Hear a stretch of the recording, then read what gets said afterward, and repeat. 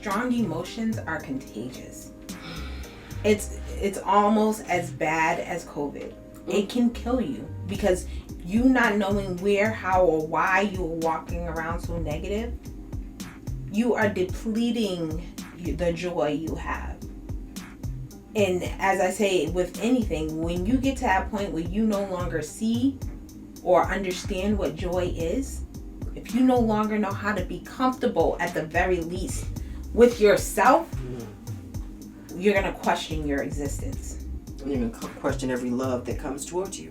You're not going to know how to receive it if you're so busy like this, feeling everything else. You need to be able to clear it. Yes. Just think about it. If you burn everything that comes near you, what are you going to have? Nothing. Right. And essentially that's what negativity does. It causes you to burn. Even if you don't know why or that you're doing it, you're burning. You're leaving a scorch mark or burning the entire thing of everything, person, or opportunity that's coming to you.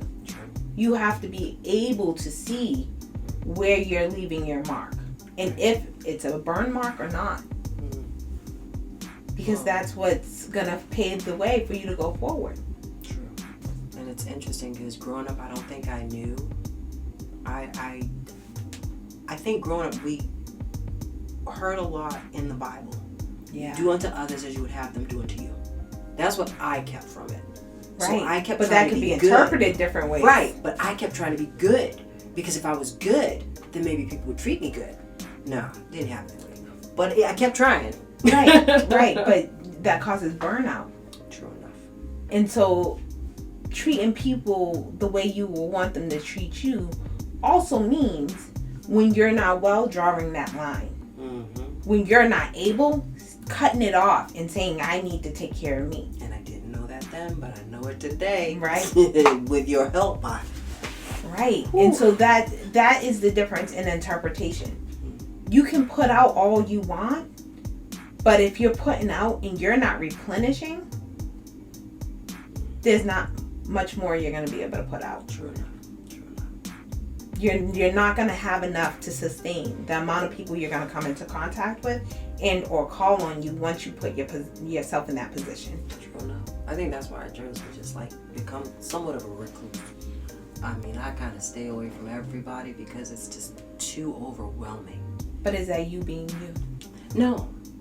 But at least me staying over here, I can only venture out when I feel I can, and only to select few at a time. This way I'm not burning out right away, and then it's not taken away from my kids. Right.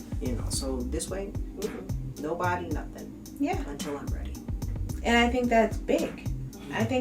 Because, again, drawing that line in the sand is not easy. Especially when you have people or you know people that can use the tools and the things that you have. Even in the simpler form, even if it's just a hug to a cousin, a niece, a aunt, an uncle, whatever. If you know they just need that hug, but you know what it's going to cost you. There's that internal battle where it's like, do I just give this hug and take the next 6 months to repair? Or do I not? And help 6 months worth of people and let them figure it out on their own. And so for me personally, I know I knew that as a person, but as an entity, as an entrepreneur, I had to learn that differently. Because I tried to help as many people that showed up on my doorstep. Right. And I learned quickly that I couldn't do that. I had to use the same practices for me as a person as I do as me as a company. I'm glad you learned it early. Because there are some people that, as I jokingly say, is above my pay grade. But what I really truly mean by that is that it would take away from all of everything else I do, other clients, my family, myself, my everything, to help this one person. It's different if you have a team working with that one person. But if it's just me, it becomes too much because of the amount of dumping, of the amount of emotional work that needs to be done. And the amount of energy you have to put forth in order to either help or to sustain your own sense of peace while you're trying to help. Right. That's a lot of energy. It is. And so I've learned that I can't take on everybody. As much as I would love to help everybody, I would just love to love on everyone, but there are certain people that I can't. Right. Which makes me wonder, like, they said there's only 5 love languages, but perhaps there's more. Those are the 5 core. Okay. Here's the 6th one. Yeah. Leave me alone. Go. Well, Sometimes. I want to say, hey. Those are the 5 core, and then there are like sub levels that stem from those, because again, it's all based off our interpretation, and not everybody interprets things the same way. Right. Okay. Like some people don't see buying someone something as a gift. In certain cultures, gifts are not tangible. Right. Well, I mean, like we discussed earlier, gifts also can reflect you did something wrong. You're really just trying to sugarcoat this, or you want something from me, and what is it that you're asking for? Right. You know, or that gift may not even be worth me taking. Right. And so, again, I think in terms of love languages, gifts are not associated with a reciprocated action or thing. Right. I think that's more of a bribery or manipulation tactic. Manipulations, right? Which is a little different. Right. There are some people that see them hand in hand or use them interchangeably, but I don't think that is what was meant in terms of love languages. Right. I don't think that love languages or the art of love should always be expecting of it being returned, because you can love someone without them loving you back. True enough. Or you could love someone in one way but not get love in that same way. So for instance, there's different levels of love. There's intellectual love, there's emotional love, there's physical love. Right. There's physical love goes along with intimacy. Spiritual is the spiritual love. But if, let's say, I love you on a spiritual level, someone else might love me on an intellectual level. And those are not the same levels. You might not see eye to eye on other levels. But there's ways to communicate that love or without some expectation of it back. So basically, another individual just needs to be open-minded. They need to be able to receive you as an individual of your own. Right. Before just saying, I love you, just to mean I love you. Right. Because I love you really doesn't mean the same to everybody. And I do think that there's a difference between I love you, because I can say I love you as a person, because I generally do love people. Right. I might not like you. Right. But I love you as a person. But there's a difference between I love you, I have love for you, because I have love for you as my sister. Right. And then there's the I'm in love with you. Right. Which is very different than infatuation. But there's different ways love can be presented. Right. And so in general, I can say I love a person because I think every human deserves a general love. Does not mean I'm in love with them or I'm romantically. No, I just love you as a human, as a unique being. I might not like everything you do, right, but I love that you are you. And I love that you are contributing something to this world. And I love that there's actually something about each individual in my life that I do love. You know, I may not like them all the way, right, but I love them right, for who they are. Right. Yeah, I get that. Right. And so for me, it's funny because in the Alphabet Mafia crew, we have this thing, well, more so with lesbians, where it's U-hauling. Okay. And so it's a joke to us, but it's very serious in the fact that collectively we do it a lot. Where you meet somebody on day 1, by day 5 or 6, you're like, I love you. By day 30, you moved in. And that's kind of okay. And again, I think that is compiled with a lot of things. One being that oftentimes we are displaced from our homes and what we know to be home once we come out. I get that. So I think just that feeling of, hey, you're like me, we kind of let that take over. Right. And so that is a form of love. Right. Absolutely. But is it that you're in love with that person? Maybe not. Not as much as it's happening at the very least. But at the same time, that's another way. It falls into all of these categories depending upon how it's used of love language. You know, from the person allowing this person to move in after 30 days of knowing them, or the fact that you want to give that affirmation of you are the best person by moving in 30 days after knowing this person. Like, these are all ways you're expressing your love, even if it's not a hard, concrete type of love. Right. It's some form of love.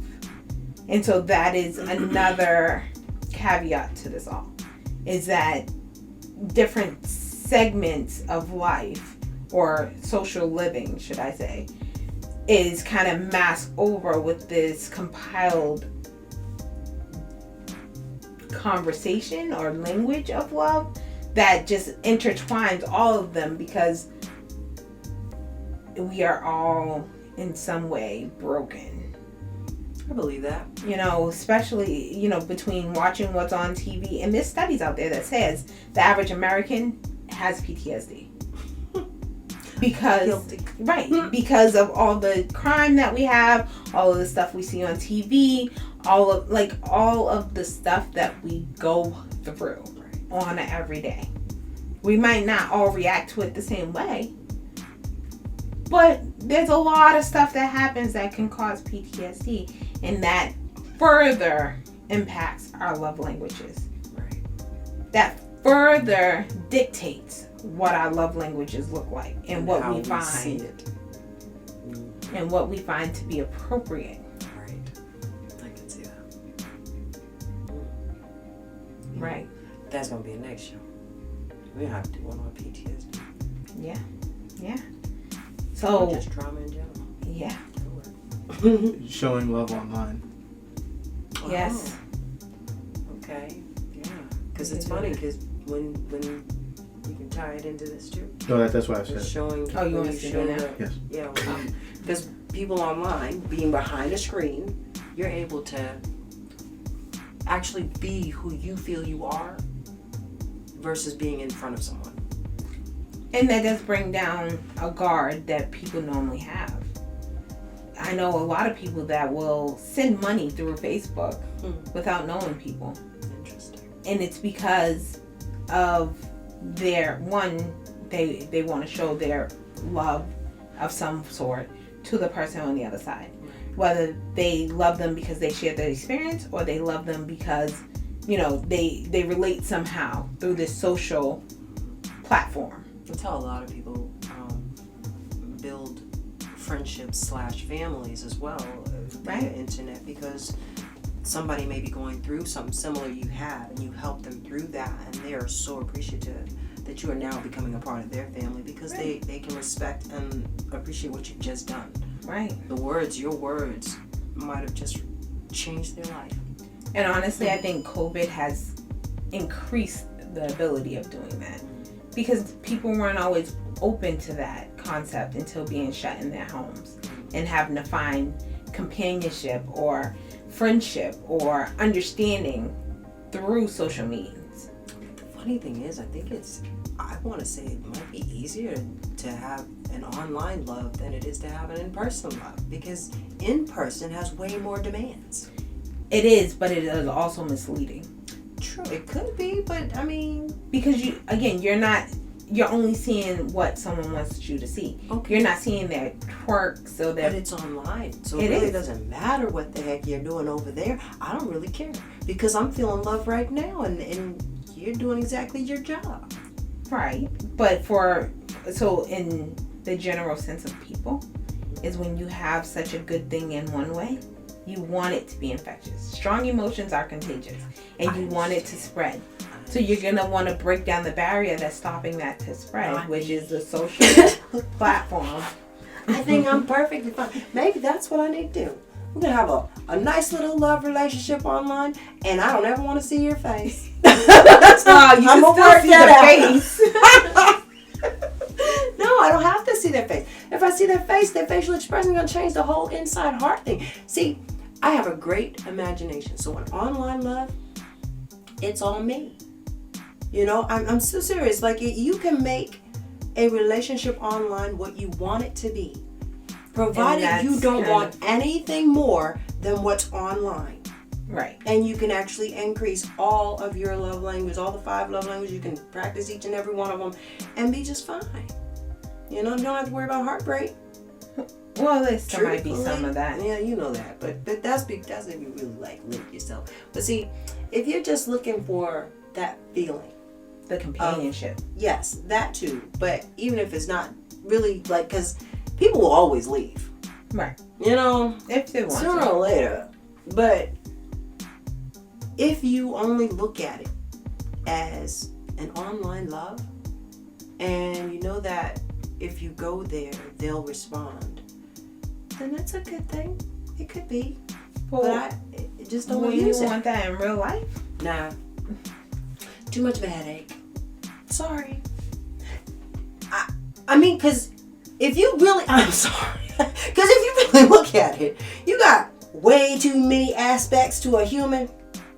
Okay? That's what makes it unique. And I don't have anything to offer. I'm sorry, because if I got to cater to you, because I'm one of those. I give it all. I will massage you. I will do it all. Okay? I don't want to do all that no more. I am perfectly fine not doing none of that. I mean, you want to talk on the phone? I can talk on the phone.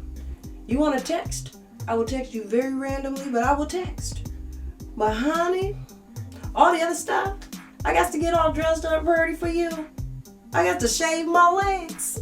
See, I think that's a misconception. It may be, but honey, some of these people, that's the wrong people for you then. and that's why I don't want to have to weed through none of it. I got my 5 love languages. I know what the heck they are. I know which ones that I like. And if you can't provide it, then I don't want to be bothered. And what I'm asking for really don't require any money. So it's like, but people don't do that. They're so quick. They think that they can buy a person. They think that they can put you in this little box to do. I don't want none of that.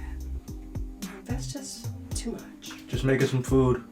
Yes. Some food is good. Look, it's gotta be pasta. Just plain pasta.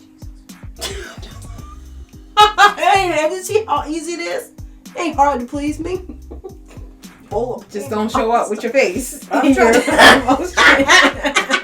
Leave it at the door. It is. Definitely COVID dating for you. I'm trying to take COVID as my best friend, actually, because, I mean, look. We'll stipple that out. Now, you can edit. Now, check this out. No. In all fairness, if you really look at it, I'm so serious. If you look at it, 1, I don't have to stress about my child going to that bus stop no more. 2, I got more quality time with the people in my home. Okay? 3, I get to stay in my house and I don't have to feel bad about nothing. But for the rest of us, social beings. Right. And again, that is another layer to the love languages, is that there are some people that prefer not to be social, or that work better not being social. And again, that's not wrong or right. It's just preference. It just takes too much out of me. Because when I'm around other people, I seriously feel that's the everything empath going through. And then I come home and I just feel like, I need a hot bath. Please leave me alone. I gotta shut my door. I gotta turn on something that just do something with this head. You know, why go through all that? That's your empath. I'm perfectly fine by myself. You gotta learn how to shelter and guard your empath. Well, you will help me work on that. We good. Because again, not everyone it should be privy to your empath, because you're gonna drain yourself, and that's what you're speaking to. You're draining yourself when you're going out and you're giving this emotional attention to these people. But I gotta think. Everyone should have the ability to confirm or deny their involvement Yes. in any said actions, whether it's communicative, whether it's physical, whether it's anything. Mm-hmm. You should have a say-so over your ability or your participation in Exactly. any said events. You know, thinking of this online thing again, I'm sorry, but I was actually on an online site one time where you actually had avatars. Yeah. And somebody would ring a bell and you could just accept or whatever. Girl, I accepted and ended up sprawled on a bed and they jumped on me, Jesus. I swear it was wretched. It really was. It was wretched. I don't know what you be Oh playing. my God. Hold on. As much as I love physical touch, I've never come across that. This was back in 2009. I was on a computer all the time. I was having the time of my life. I mean, I had homes and I had clubs and I had church and I had everything. It was golden, right? Until that doorbell rang and I was sprawled on the bed, girl. And the person said, "Pounce! Holy crap!" They're ready to get out. It was bad. Don't play that game. Oh God! And your clothes disappeared. Don't play that game. Bad. That was so traumatizing. I really stopped playing on So that again, website. back to permissions. You should consent to what you want. If you're not consenting, that's a problem. Exactly. Oh no. If they'd have told me, if they'd have sent a message and said, "Oh, I have a section, want to join?" I'd have said, "Hell no." But they didn't do that. They just rang the doorbell and I said, "Okay." Boop. Scary. And you want online interaction. No, I said texting, boo. I said text and you text and I can see what I want to see. You're not bringing me anywhere. Ever again. I told you I was traumatized. Don't answer the doorbell. Oh God. Okay, I'm good. Yeah. Okay. I do believe that everyone, male, female, boy, girl, child, adult, should be able to consent to being touched. And I'm not talking about sexual, especially not for the children. Right. But they should have some say-so of hugs or fist bumps or handshakes or whatever the case may be. They should be able to say, "No, I don't want a handshake with Miss Susie." Right. Or, "Yes, I want to give Kyle a hug." Or, and again, I'm not talking sexually. I'm just saying sharing physical space. Same thing with visiting. No, I don't want to visit with my friend down the street for whatever reason. And I think that should be valid. Right. Of course, I do understand that children don't always make sound decisions and ride on emotions more so than adults, figuratively.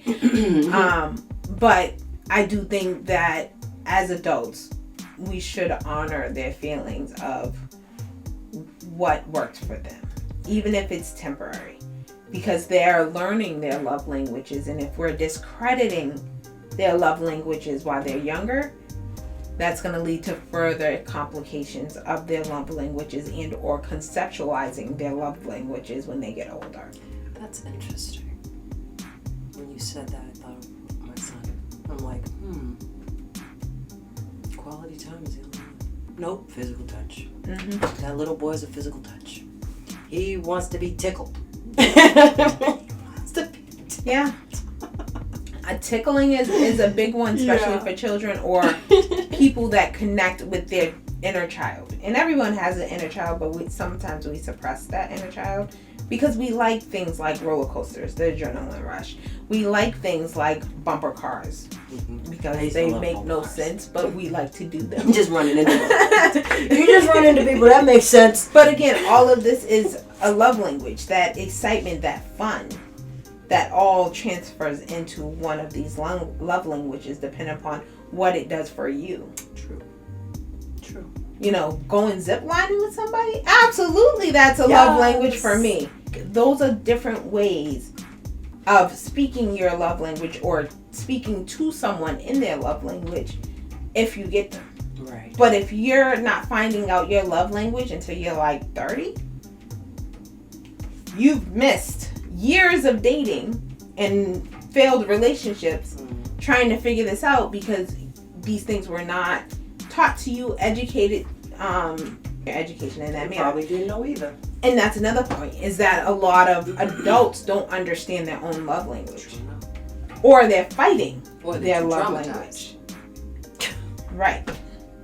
So you have to work that out, and you have to be okay with who you are at the end of the day. So basically, at the end of the day, find out your love language and those around you. If you're invested that much, because me, I'm invested in my family and my friends. I want to know about them. So if you want to know about yours, figure it out. And if you're an empath, choose wisely. Yes. Because it's not hard to get lost in other people's love languages and trying to accommodate for their love languages and what they want. But remember, you count too. Definitely. So that'll end the session for Sip and Tip. Hopefully you'll join us next week for our next episode.